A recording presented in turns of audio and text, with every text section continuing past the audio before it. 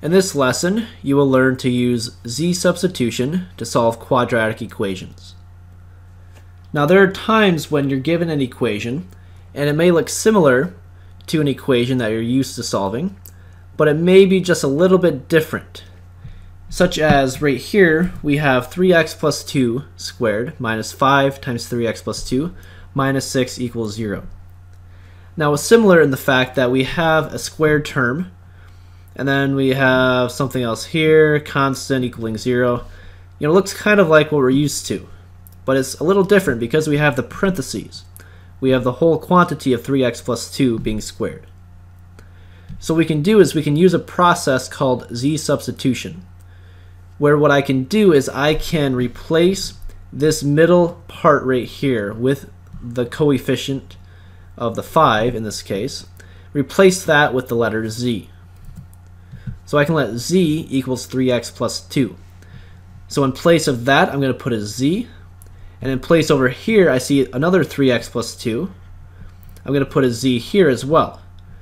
So this becomes a z squared minus 5 times z minus 6 equals 0. And now from here, I have an equation that I am used to solving, where now I can use either factoring, completing the square, or quadratic formula to solve this equation. Now factoring would be the easiest method, and so what we can do is we can factor by putting in parentheses, and then z squared. To get that, we need z times a z.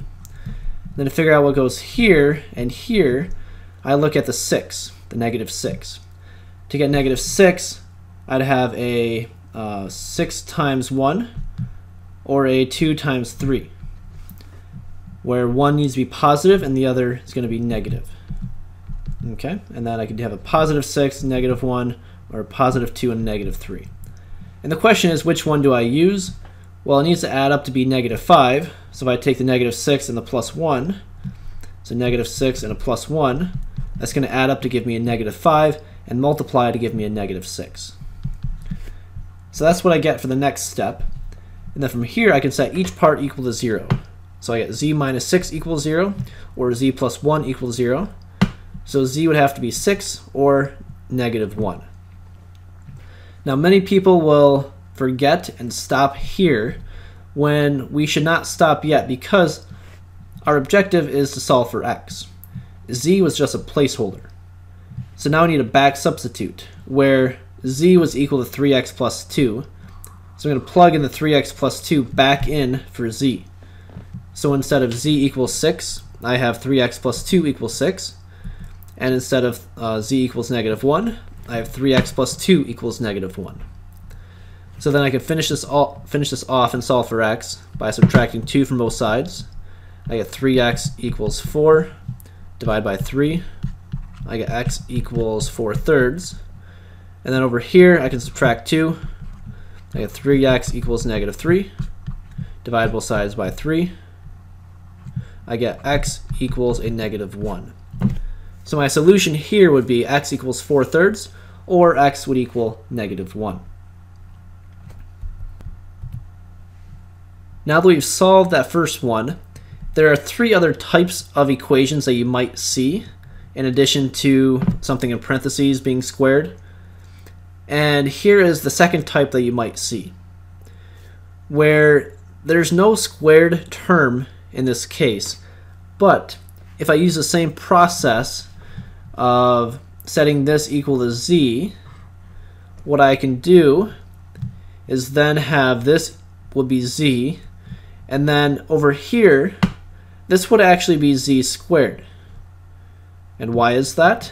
Well, if I square this equation, square both sides, notice if I square both sides, the square root of x, if I square the square root of x, I'm going to get just an x, right? So I have z squared equals x. So that's what I have here, z squared equals x. So in place of square root of x, I put a z. In place of x, I put a z squared. So from here, I have the same equation that I just had in the last example. So I'm going to spare you the details of solving for z, because we just did that. And z would be 6 or negative 1. So now from here, when we back substitute, in place of z, I'm going to put back in the square root of x. So I'm going to have the square root of x equals 6, and the square root of x equals -1. And to solve for x, well, I need to get rid of the square root, so I take the square of the square root, so I square both sides of the equation, and I'm going to get x equals 6 squared, or 36, and then I square both sides of this equation to get x equals a +1. And that is my solution for that second scenario. Here we have a third scenario where we have an x to the fourth power minus 5x squared minus 6 equals 0. So it's a little different because here we have a fourth power, and we're not really used to seeing that. But what I can do is still let z be this middle term right here, where z equals x squared. So if that is z, then z squared would be x squared squared, which would be x to the fourth. So right here, x to the fourth, that would actually be z squared. So what I have is the same equation now, where z squared minus 5z minus 6 is equal to 0. So this equation from here we can solve quickly. We did it in the last two examples. And z is going to be 6 or -1. Well, then to finish this off, I need a back substitute. So since z was equal to x squared, in place of z, I need to put in an x squared. So instead of z equals 6, we have x squared equals 6. And instead of z equals -1, we have x squared equals -1. And to solve for x, I need to take the square root of both sides. And the square and the square root will cancel for both of these. So now I have x equals plus or minus the square root of 6, or x equals plus or minus the square root of -1. And the square root of -1 was, by the way, going to be I. So here we actually have four solutions. We have x equals a positive or negative square root of 6, then a positive or a negative I as well. So that is scenario 3. And the fourth scenario would be something like this, where you have negative exponents. Now once again, the same idea, where it looks similar to what we had, but it's a little different. So I need to let z be this middle term. So let z equals x to the -2nd power. And then if we were to square both sides of this equation, we square the z, we get z squared, and square x to the -2nd power, we would get x to the -4th power. So x to the -4th power would actually be z squared, and this would just be z. So once again, we have the same equation, where we solve for z, and then at the end we back substitute. So since z equals x to the -2nd power, I can plug in x to the -2nd power in for z. So instead of z equals 6, we have x to the -2nd power equals 6.